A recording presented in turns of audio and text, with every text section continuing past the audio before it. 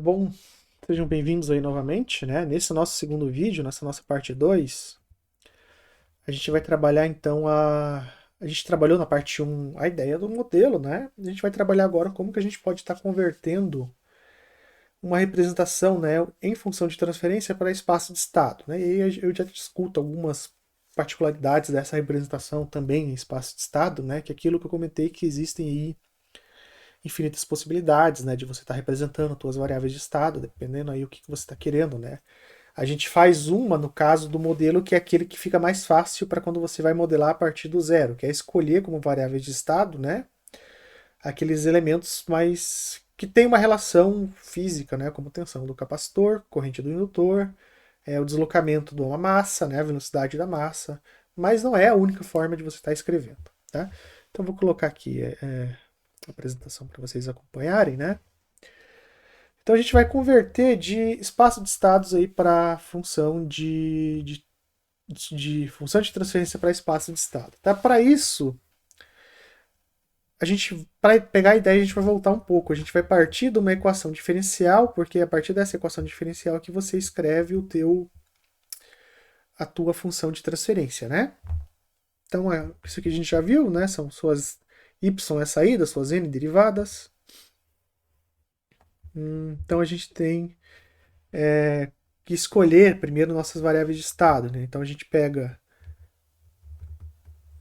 y de t como variável de estado e suas consecutivas derivadas como as demais variáveis de estado. Tá? Então dessa forma você tem o seguinte. O x1 vai ser o nosso y. Né? Como essa nossa equação de diferencial ela tem aqui a derivada primeira, né? Ela vai ter ali a derivada segunda, mais a derivada terceira, mais a derivada de ordem n. Né? Então a gente tem aqui x1 como derivada, como a própria variável que você está querendo. A partir do x1, vamos dizer, até o xn menos 1 são suas n derivadas. Tá? Então x1 é a própria y, x2 é a derivada primeira, x3 é a derivada segunda, até a derivada n menos 1. Tá? Então você conseguiu ali representar quais são suas variáveis de estado. Então é o nosso vetor x. Né? O nosso vetor x ponto é o seguinte.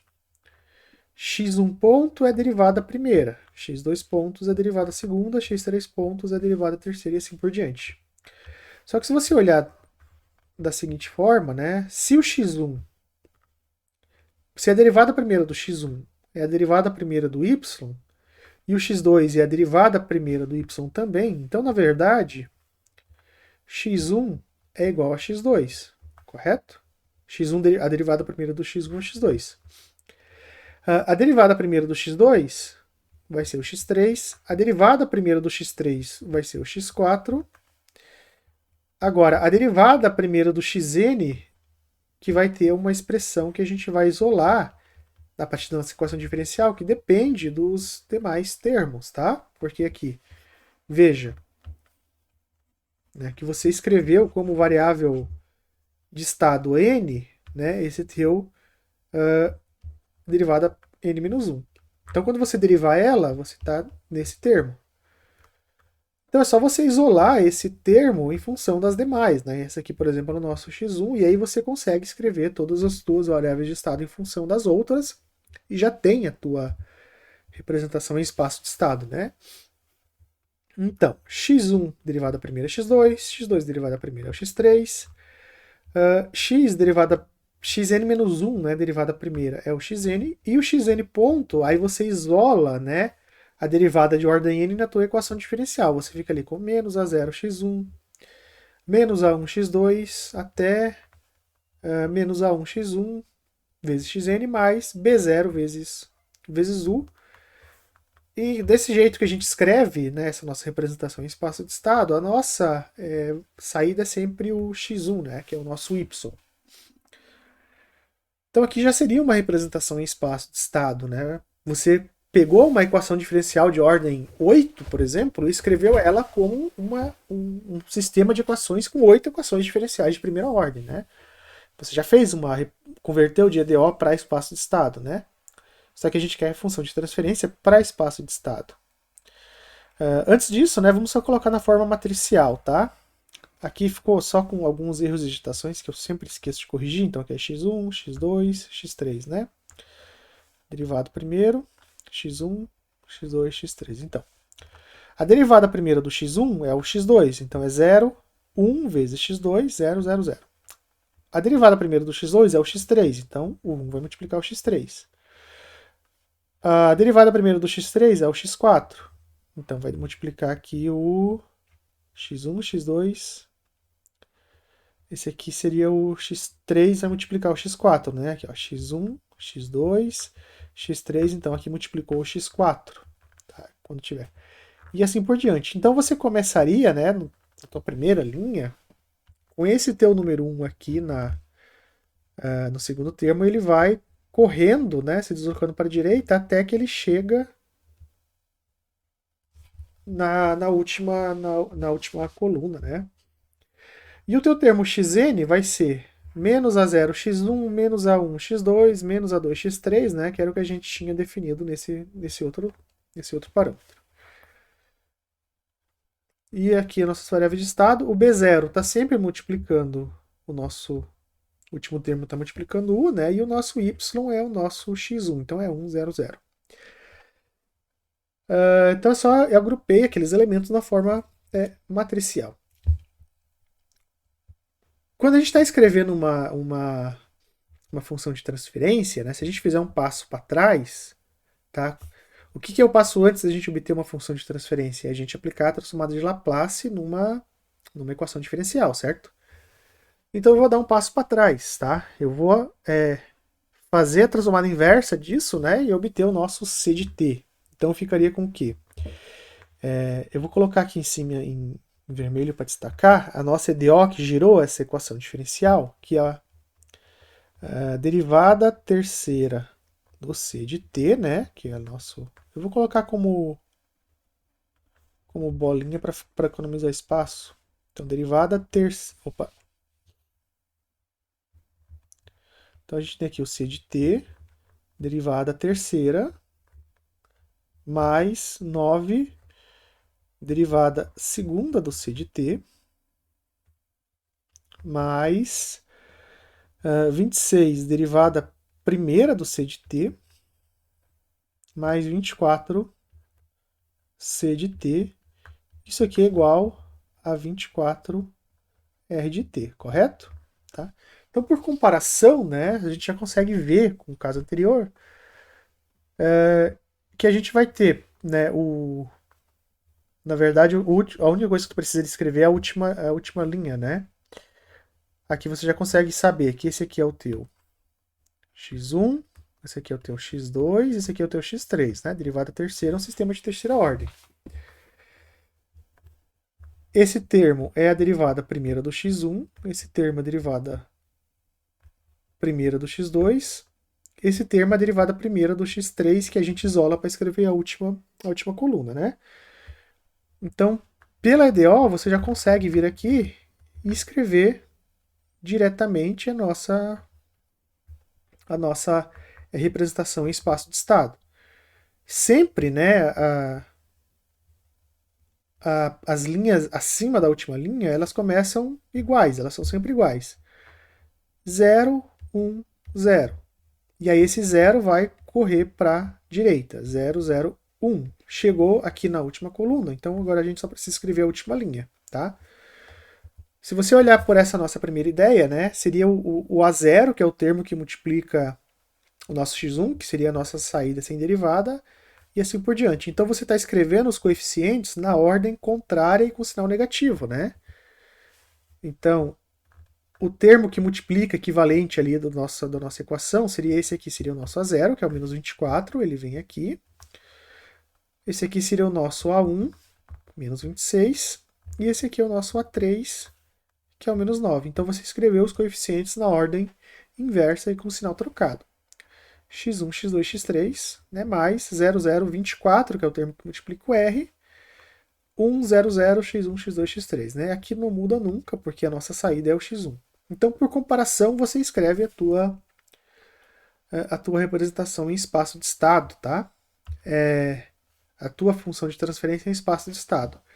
Aqui eu só fiz um passo a mais para mostrar que que aquela nossa definição da EDO vem dessa, também é válida, também pode ser aplicado aqui. Mas numa situação normal, né, eu quero simplesmente converter, o jeito mais fácil é você, né? Deixa eu apagar tudo. Eu vou dar só um zoom aqui nessa. Eu acho que vou deixar dessa forma. Aqui nessa figura ela está colocada como diagramas de bloco, né? Mas o que você faz, né? Você pega a tua última linha e escreve os coeficientes do teu denominador na ordem contrária com o sinal trocado, tá? Então,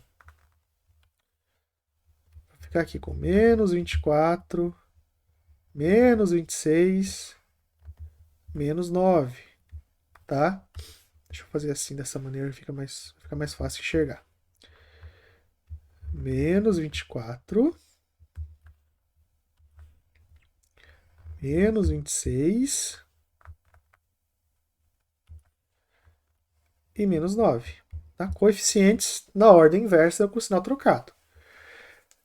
Em cima é sempre, você pode começar da direita para esquerda, esquerda para direita, né? Então começar por cima, 0, 1, 0, 0, 0, 1. O 1 chegou aqui na última coluna, né? Você já sabe que tem que ir para a última linha. Ou, né? Se o teu sistema é de terceira ordem, você vai ter 3 derivadas primeiras. O nosso 24, que é o que está no numerador, ele passa para cá. Está feita a nossa conversão de função de transferência para espaço de estado. Sim, é só olhar e escrever? É só olhar e escrever. Não tem que fazer conta, né? Eu só quis mostrar os passos antes para mostrar de onde que estava vindo.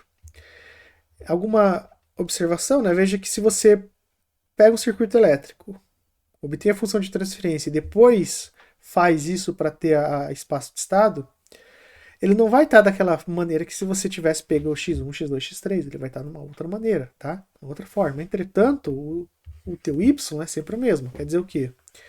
Se o teu R de t for uma fonte de 1 volt, for um degrau unitário, né? O y, para qualquer representação, desde que seja o mesmo sistema e a mesma saída, ele é sempre o mesmo. Não importa, né? Se você está mudando de um jeito, modelo do outro, se as suas variáveis de estado são correntes e tensões, indutores e capacitores, tá? Não vai fazer diferença.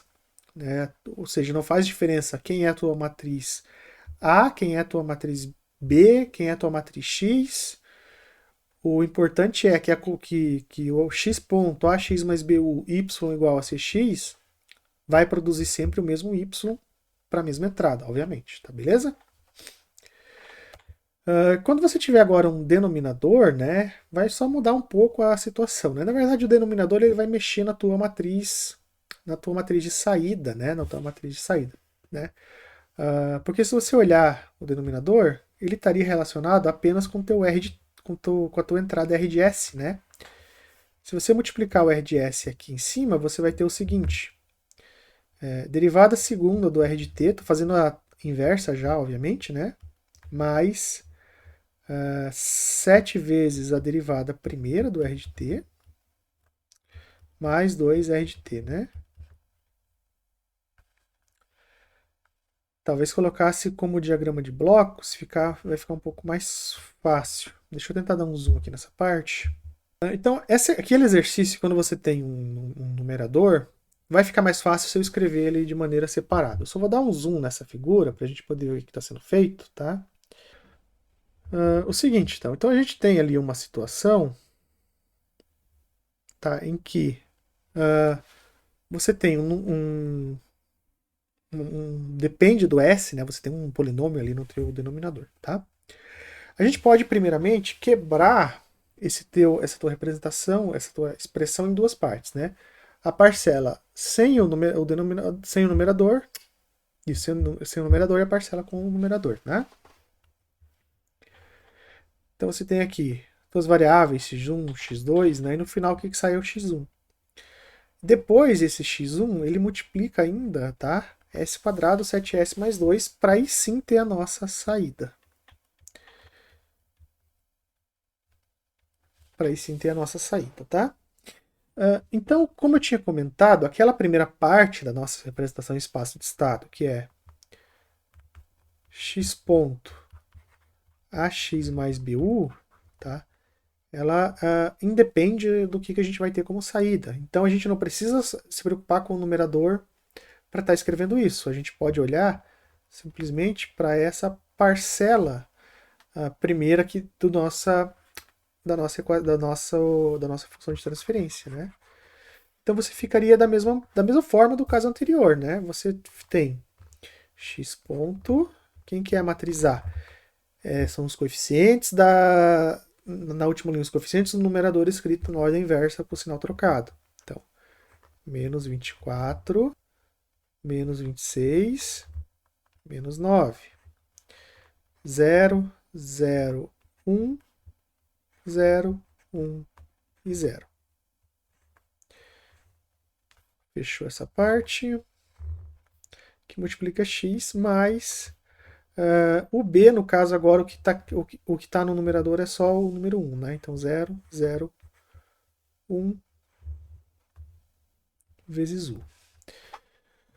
Agora sim você tem que achar uma expressão y, né? Um y, que você monta uma matriz C e multiplicado pelo teu x, que é x1, x2, x3, vai dar a tua saída, né? Então, quem é a nossa saída se você olhar nesse nosso C de S? Ele é o x1 vezes o s quadrado, tá? Então é x1 que vai multiplicar tudo isso daqui, né? 7sx1 mais 2x1. No domínio do tempo, né, você tem o quê? Você tem derivada segunda do x1 mais 7 derivada primeira do x1 mais 2x1. Perfeito?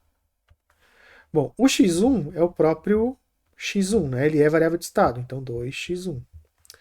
A derivada primeira do x1, a gente viu, né, pela aquela nossa dedução, que ela é o x2, 7x2. A derivada segunda do x1, na verdade, é a derivada primeira do x2, que é o meu x3. Então perceba que você montou uns coeficientes aqui que estão multiplicando x1, x2, x3. Tá? E esses são os coeficientes da nossa matriz C. Quem que está multiplicando, né? Lembrar que o x, né? O x, no caso, ele vale x1, x2, x3, ele está escrito nessa forma matricial, né? O C vai estar multiplicando x1, x2, x3, né? Então, quem que está multiplicando o x1? É o 2. Quem que está multiplicando o x2? É o 7. Quem que está multiplicando o x3? É o 1. Tá? Então, essa aqui ficaria a tua representação em espaço de estado para uma função de transferência com, né, polinômio no numerador. Então, a tua matriz A ela só depende do denominador da tua função de transferência e a tua matriz C só depende do numerador da tua função de transferência. Então, é simplesmente por comparação que você faz essa conversão, tá? Não precisa fazer conta. Obviamente que daqui para chegar numa outra forma que você deseja, talvez tu precise manipular isso, né? Multiplicar por algumas transformações, colocar na forma diagonal, mas isso não é conteúdo para nós agora, né? A gente está interessado mais em converter. Daqui para frente, né? Vocês que escolhem aí como que querem trabalhar, certo? Essa aqui então seria a forma final então da nossa função, nosso exercício, tá? Só ficou um pouco maior aqui. Então é por comparação, né? Coeficientes do numerador na ordem inversa, coeficientes do denominador na ordem inversa ali na matriz C. Certo? Partindo então para o próximo, né? Eu deixo esse exercício para vocês, mas ele é um exercício bem simples, né? X igual 2 por 2, então menos 9, menos 7, 0 e 1. X mais 0, 1 vezes u, y, 1 e 2x. Então está feita a representação, né? Se você aplicar uma entrada u, né, nos dois casos idêntica, a saída vai ter que ser idêntica para os dois. Então essa é a solução então que a gente tinha feito. O converter de função de transferência de espaço de estado para a função de transferência, ele é um pouquinho mais chato. ele é mais simples até de se enxergar, só que ele tem uma parte chata que é envolver uma matriz inversa, que é uma matriz inversa algébrica, né? Então, quando é uma 2 por 2, ó, facinho você consegue. Mais que isso, né, na mão, aí complicado, né? Tem que partir para um auxílio computacional para resolver, fazer usar ali um MATLAB, talvez, tá? Ou até mesmo ou até mesmo alguma função pronta, né, que converta isso, né? Porque é uma receita de bolo converter de espaço de estado para função de transferência, tá? Só vou mostrar qual que é a ideia. Então você parte de início dessa tua representação em espaço de estado, né? E aí você aplica a transformada de Laplace, né? Então x ponto é o s multiplicando a xs mais bus y também seria um y de s, né? Cxs mais dus, considerando aí, então condições iniciais nulas, né? Tudo aquilo que a gente sabe que você precisa considerar para escrever uma função de transferência. Então você isola o x de s na tua expressão, né? Porque a ideia é que você depois obtenha, né? Quem que é a tua saída? A tua saída é o y de s. Quem que é a tua entrada? É o de s. É isso aqui que a gente está querendo obter, né? Então a gente vai isolar o y de s, o x de s nessa expressão anterior, né? Então, isolando o x de s, então a gente tem s e menos a é igual a b vezes y de s. Aqui eu acho que aqui tem uma redigitação. Desculpa de novo. Aqui é u de s. U de s. É a nossa saída. Então a gente isolou o x nessa expressão, né? Tá, então, isolando o x nessa expressão, você tem o quê? S. O A tá somando, então ele vem para cá subtraindo. S. Quando você vai colocar o x em evidência, né, na verdade você estava multiplicando por 1, então é S vezes matriz identidade, vezes x, né?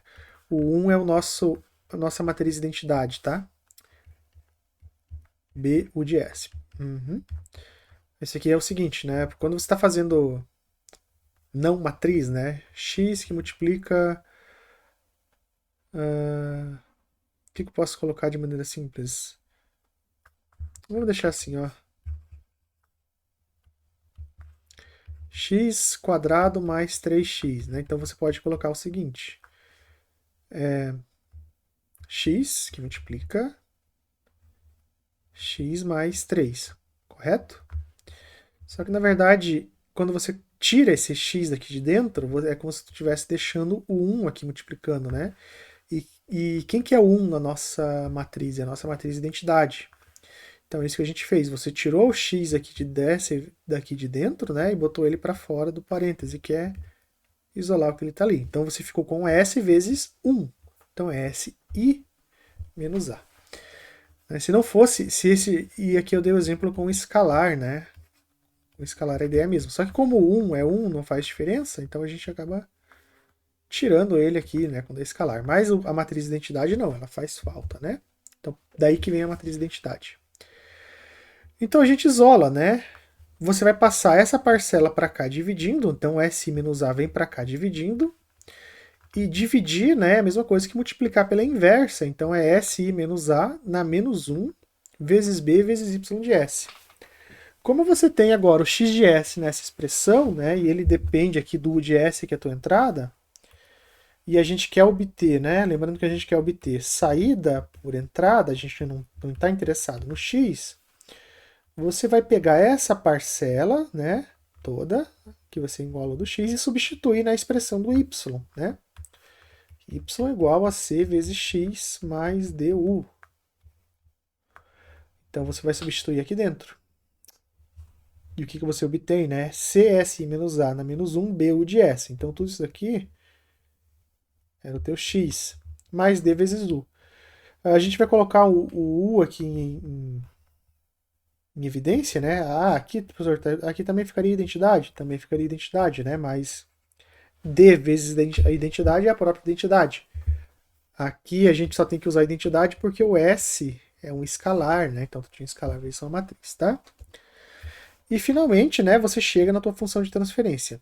Então, se é um sistema do tipo SISO, o que vai acontecer no tipo SISO?